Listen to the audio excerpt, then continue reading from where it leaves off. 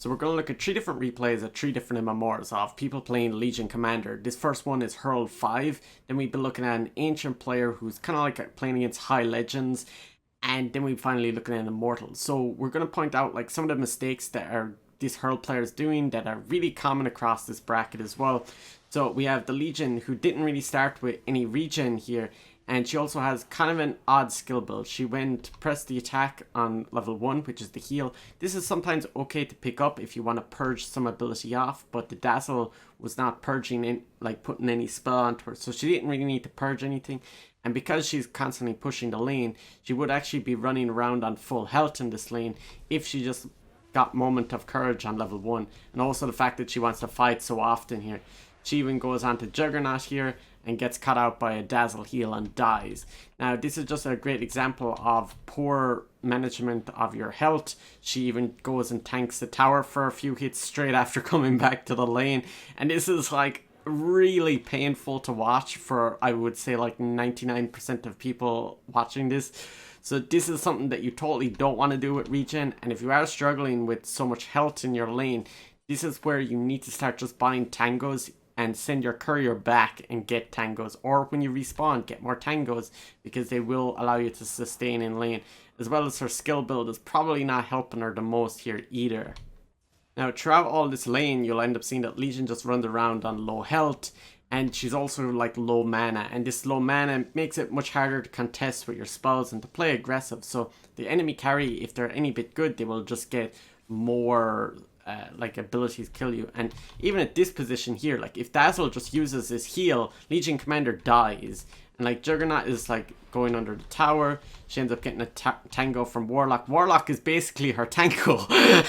Warlock is a built-in tango. Why would you even buy tangos? That's the mentality of Hurl players. So eventually Legion just randomly decides to go on Juggernaut and somehow wins a fight, but Linez here, which is the mid hero, gets a kill on 2 of them. So it's kind of like a relatively okay trade, I guess. It's better than being passive, I guess. So she's managed to eventually cave in and buy 6 tangos, but it's way too late and you should have invested this gold earlier. So here we have a Zeus who is like, I think a position 4 or offlaner, maybe like position 3, and getting this dual damage early on is really good, and this is exactly what you want to be doing, because the damage will allow you to farm jungle creeps quicker, the lane, push the lane faster, kill towers faster, pretty much everything better, and if you have more items it's easier to do so.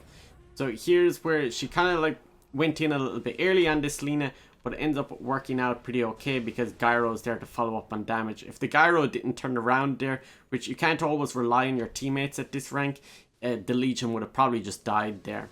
So there's kind of a fight happening on mid lane, not really a proper team fight here, but Legion teleports in anyways, and you end up seeing pretty much 3 heroes here, and she backs off. This is a good time to back off. She uses a tango and says, hey, this is the time to go back in. So she goes back in, tries to go on Dazzle here, and backs off again. This is just a terrible mistake, and really once the players are all together like that, the only hero that you can duel is Dazzle, which was the right target to potentially go on there. Because if you go on anyone else, they just get shallow graved. But really, at this point into the game at 16 minutes, if you don't have your Blink Dagger, that should be a high priority. And looking at her gold right now, she's 1,000 gold off, roughly 1,000 gold off her Blink Dagger. And that's a much more important thing to focus on right now. And now she's planning to go back in. And Monkey's given Vision. However, they put down an Observer Ward. Again, missing the Yule stun. Perfect hurled things. Warlock getting Laguna bladed. Now we have the ult from Legion turning around, and this is what you don't really want to be doing, which is ulting when Dazzle is nearby and you know where Dazzle is. You saw Dazzle just beforehand, and when Shallow Grave is available, you literally cannot duel anyone. So the enemies, after taking Roshan, Legion teleports back, and we've Warlock doing a great setup here. Perfect setup by Warlock. Look at this. Baits the Juggernaut in. Boom, shakalaka. Then Monkey comes in, gets a big ult down. We have Zeus double ult. Legion actually gets a good bit of blade mail damage back onto him. Now here's where Legion wants to really just run into the backline with the fast movement speed of your phase boots and go straight onto the Dazzle. The Dazzle is the hero that you really want to be focusing early on, and even though the Dazzle showed himself much earlier, the Legion takes a little bit too long. Like it's probably about like 3 or 4 seconds to eventually register that she needs to go on to Dazzle. That's something that's relatively small but can play a big role as you go higher in MMR. So they're after just taking Roshan. It wasn't really contested, and Legion goes straight after Zeus and catches him, which is a really nice initiation. While there might not be a huge amount of damage coming out off of this, it ends up being a very hurled move for them not to save for buyback. So this really builds up a huge amount of momentum here. And again, we have no one really focusing the Dazzle, that's just standing a little bit back. But regardless, they all end up dying, and pretty much an easy win, push tier 4s and win. So there's a definitely evident part of where this Legion is just not getting enough duel kills throughout like pretty much all of the game, especially at the earlier parts. So now we're looking at an Ancient 1 Legion commander, and most of the players in this match are legends. So this is basically like a high legend match, if you want to put it that way. But it's a good bit harder of a lane in comparison to what they were facing before. Better opponents and probably a better lineup as well. The Warlock brings in a lot of defensive capability for this Ursa. But what you'll notice here very quickly is that is Legion's skill build. And this is just like the level 1 thing. It's something that you should be able to identify very early on. When Warlock uses this spell onto you, this is really where you want to get press the attack so that you can purge it off. Even onto your other like position 4 hero that is going to be with you in lane. And really not getting it until level 3 is a pretty big issue, and you've lost a huge amount of health, and it's pretty much cost you the equivalent of a salve in terms of health. It's really not the way that you want to be starting your lane at this rank. So in comparison to the Hurled, you'll end up seeing that there's pretty nice like a manipulation of the creep wave. You'll see that when she's walking from A to B to one location, she checks the mini-map for somewhere else, because it's not really an important time that she needs to look where she's walking to. And at the same time, she's also picking up a bounty rune. This is a very efficient movement in comparison to what you would see at even Crusader rank. So here we have a nice just forcing aggression onto the Ursa. The Ursa goes to try and play aggressive here, and she has a really good indication of how much damage she can actually take. The Ursa's salve gets cancelled and even manages to pull off a kill here.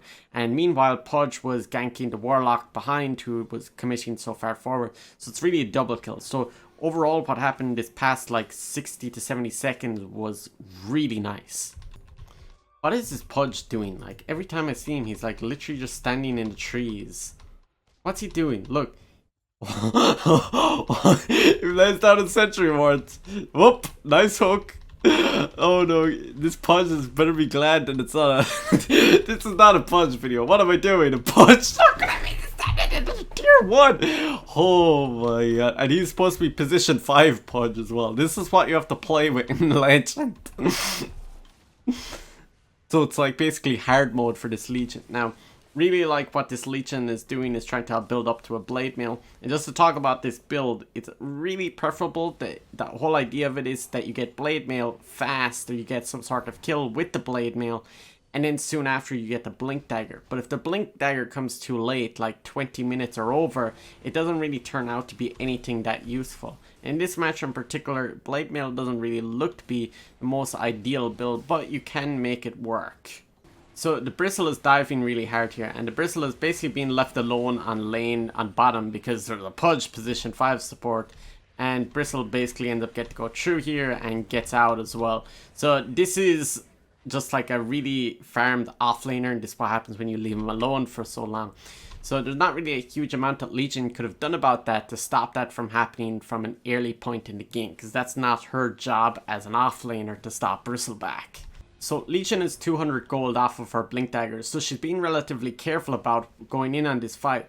Now, if she had Blink Dagger here, she could easily go onto this Rubik, who is pretty low health, but instead she got Blade Mail. However, because this is Legend, you get to just walk in and duel people.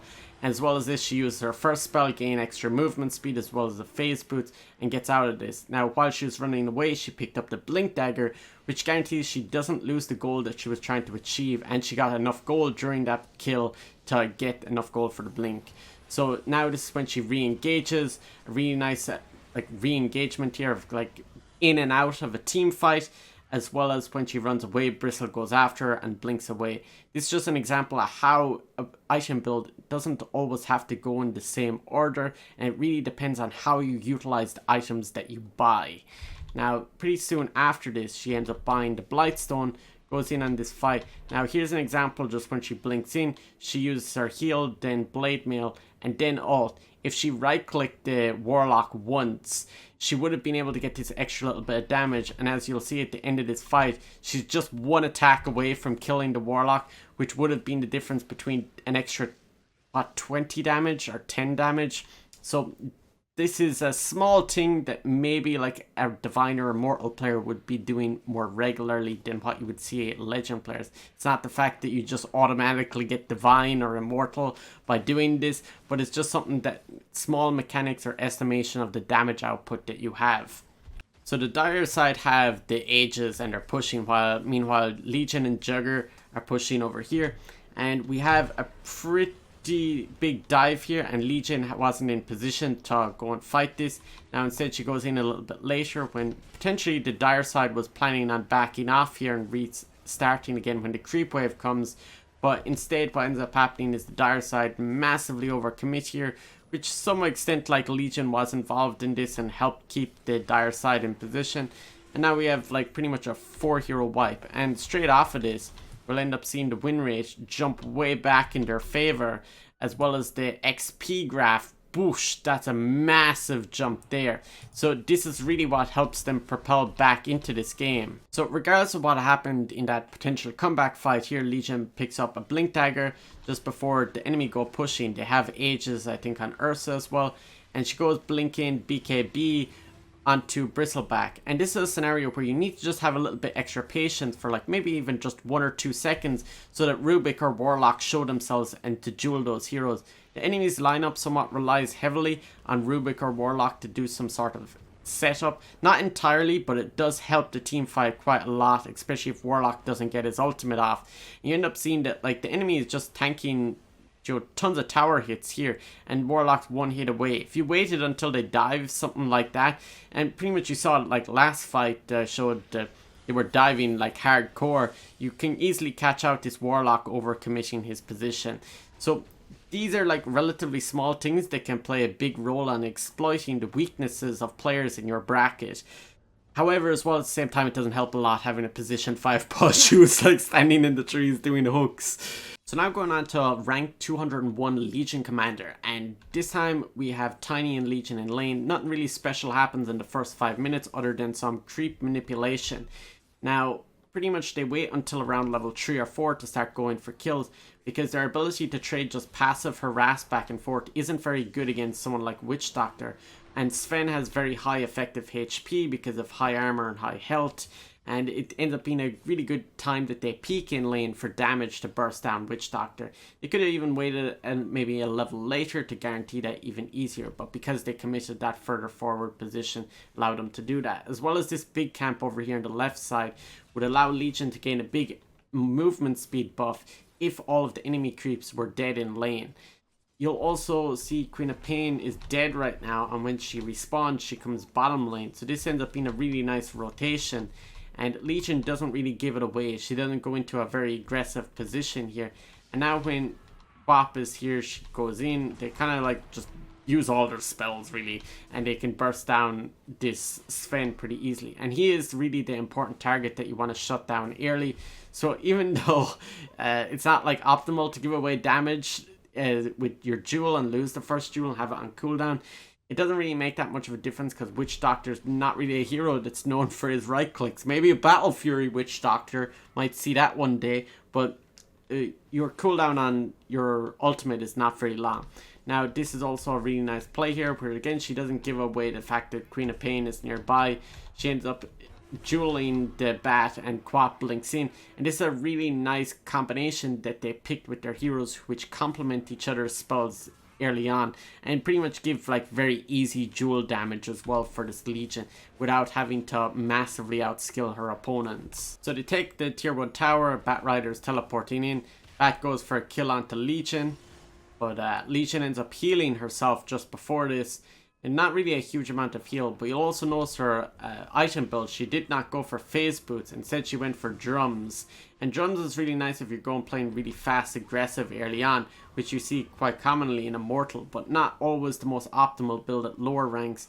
It does pull off a nice easy ultimate kill here as well, but this is the only way that you can really play with treads is if you get something like drums, just because that's like kind of like the item build. That's the only reason why you would get shreds over phase boots. So very nice teleport out here, seeing that there's no stuns available, and pretty much gets to go back to lane and start farming up again. And unfortunately, after this point, for like the next 10 minutes or so, her momentum gets really bad. So just to give you an example of how the progression is really bad, we end up having this 9-minute equivalent drums and an 18-minute blink dagger. Whereas the Sand King, which is the other offlaner, has a 7 or 8 minute Veil, and then the blink dagger comes at 11 minutes and is onto a Yule. So this other offlaner is doing vastly better in comparison to what Legion is, almost a full item ahead. So this massive gap here really shouldn't have happened at all, and a lot of it is just due to really not getting any kills, or kind of like actually wasting a lot of time going around the map doing stuff like this, where she sees Sven who's ultied, and then someone comes and ganks her. She tries farming in very risky positions and pretty much just gets bursted down. These are like relatively stupid plays, but she did it like a good few times. So the enemy's doing Roshan right now, and Quap is after ulting, bring a bunch of heroes down onto low health. This offers Legion up a really easy way to pick off Venomancer, as well as picking up some more kills, and Sven goes down pretty easily too.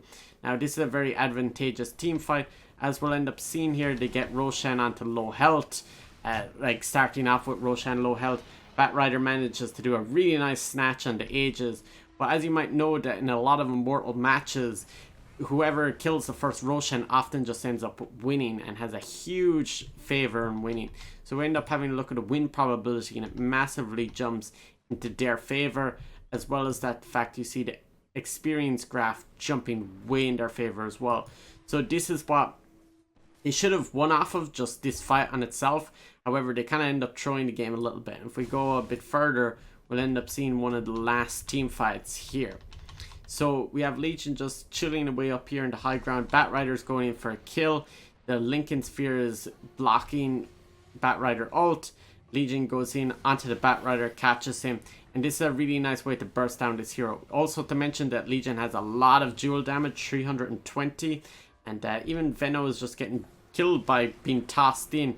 And really, Legion has just won so many duels up to this point. She's able to burst heroes down very, very easily, and she even just like buys back here and just goes in, basic right click, very high IQ right clicking, as any Immortal player would obviously just be really good at right clicking. It's like any Hurl player could do that, but basically you just get like a DD rune and you just push towers really quick and finish out the game. So it's really not that like interesting of an ending, or not like that super hardcore, and a lot of the stuff that happened in the mid part of the game to gain all this dual damage is what made it a lot easier to win this game. So if you enjoyed this video and you want to see more Dota content like this, make sure you subscribe.